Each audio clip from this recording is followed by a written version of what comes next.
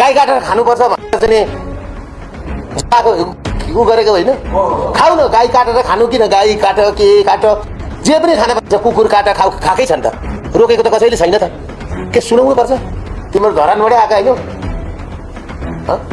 धरानमा गाई बलात्कार गरेर माडियो, अहिले उनीहरूले के लेख्छन्? गाई बलात्कार हुँदाखेरि चाहिँ के हेरेर बसेको थियो तिमीहरू? चुप लाएर बस्यौँ, हामी के गर्नु त? अब हामी तिमीहरूको जस्तो गर्न सक्दैनौँ।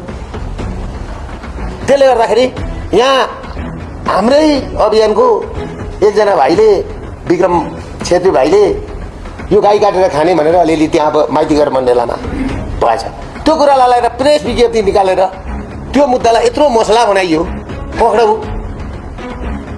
त पृथ्वीनारायण शाहको फोटो माथि थुक्ने, लात हान्ने, नेपालको झन्डा चलाउने, गाई काटेर खानुपर्छ, खाना पाउनुपर्छ भन्नेलाई कारबाही नहुने,